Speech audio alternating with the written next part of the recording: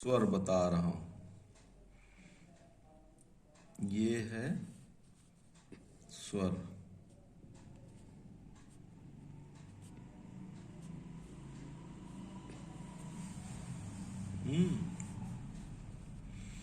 इसमें छोटा आ से अनार,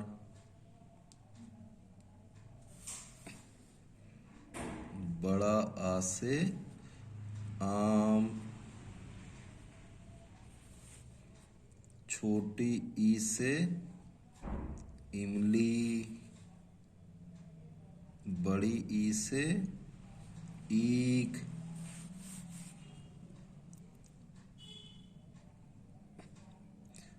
ऊ से उल्लू, बड़ा ऊ से ऊंट,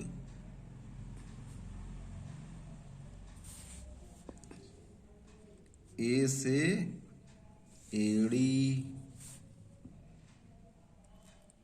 ए से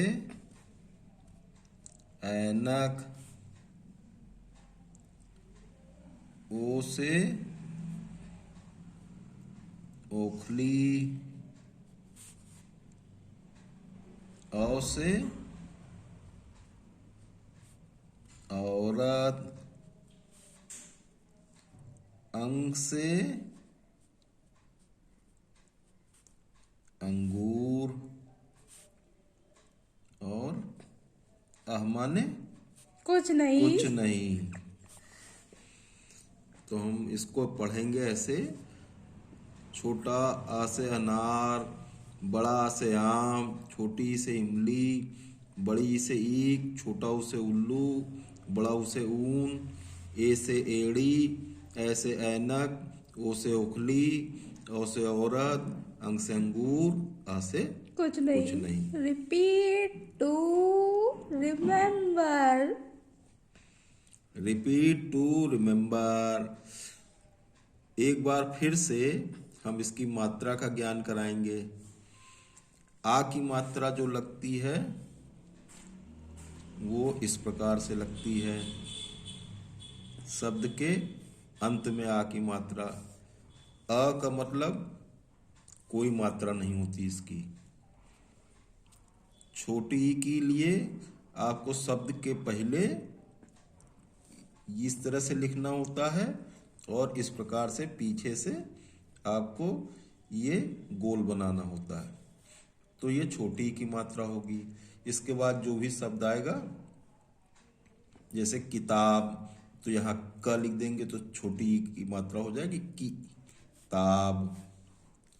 और यहाँ पर बड़ी ई की मात्रा लगानी है तो शब्द के बाद ऐसे लगाना है।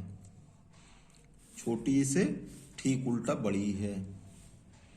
ऊ से ऊन, तो ऊ के लिए आपको, छोटा ऊ के लिए आपको मात्रा शब्द के नीचे ऐसे लगानी, ऐसे है। तो उल्लू में इस तरह से जैसे होगा ना, तो उल्लू,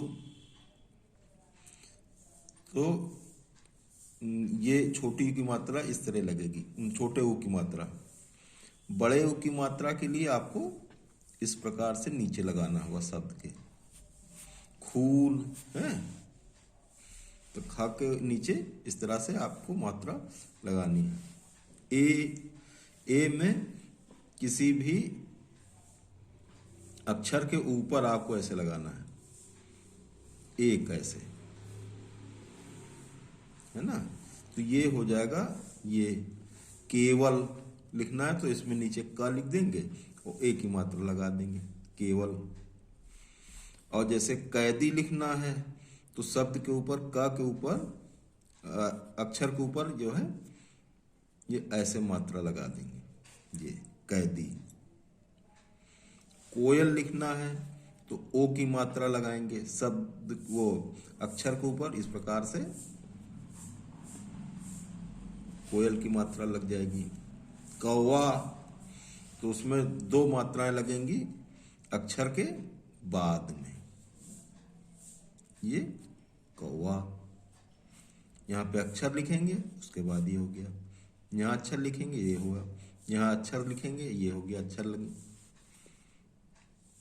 अब जैसे कंस लिखना है तो नीचे क लिखेंगे यहाँ पर और मात्रा अंक की ऊपर लगेगी। जैसे अ लिखना है तो अ लिख के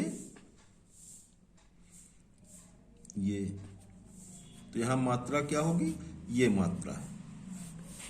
तो अ की मात्रा जो होगी वो 2 ठो शून्य बनाना है आपको अक्षर के बाद। इस तरह से जो है आप मात्रा का ज्ञान प्राप्त कर सकते हैं। तो ये हमारा स्वर हुआ। स्वर का मतलब कि किसी भी अक्षर में ये मात्राएं लगा के उसके बोली को बदला जा सकता है। क है तो क में अ मिल के क में आ मिल के का, क में छोटी ई मिल के की, क में बड़ी ई मिल के की, क में छोटा ऊ मिल के कु, क में बड़ा ऊ मिल के कु, क में ए मिल के के, क में ए मिल के कै, क में ओ मिल के को, और क में औ की मात्रा लगेगी तो क हो जाएगा, और क में अंग की मात्रा लगेगी तो कंग हो जाएगा, और इस प्रकार से क में अह की मात्रा लगेगी तो कह हो जाएगा।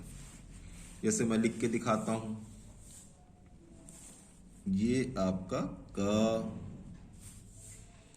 ये आपका का, ये आपका की, छोटी ई की मात्रा लगा दिया। अब ये क लिखा हमने, इसमें बड़ी की मात्रा लगाना है, तो बड़ी की मात्रा लगाने के लिए ऐसे किया है, और ये की हो गया। कु लिखना है तो पहले हमने ये अक्षर क लिखा और ये कु हो गया। उसके बाद कु क लिखा और बड़े ओ की मात्रा लगानी तो हमने ये लगा दिया। अब के लिखना है तो क लिखा और उसके ऊपर एक मात्रा लगा दिया, के हो गया। फिर कै लिखना है तो क लिखा, सब अक्षर, और उसके ऊपर ए की मात्रा लगा दिया तो ये कै हो गया। फिर अक्षर क लिखा और उसके ऊपर जो है हमको ओ की मात्रा लगानी तो हमने ये लिखा और ये को हो गया। क लिखना है तो क और उसमें ये मात्रा औ की लग जाएगी, क हो गया। कंग लिखना है तो क में अंग की मात्रा एक बिंदु ऊपर हो जाएगी। कह लिखना है तो क लिख के उसके आगे 2 शून्य बना दिया जाएगा तो ये कह हो जाएगा। तो ये किसी भी अक्षर के स्वर को बदलने के लिए उसमें मात्रा लगाई जाती है, तो उससे वैसा स्वर निकलने लगता है। शब्द वही, अक्षर वही रहता है, लेकिन उसका जो टोन है या उसका स्वर है वो बदल जाता है। तो इसको इस तरह से मात्रा लगाना होता है। किसी भी अक्षर में इस प्रकार से मात्रा लगा के उसके स्वर को बदल दिया जाता है। स्मरण करने के लिए इसको फिर से आप वीडियो देखें।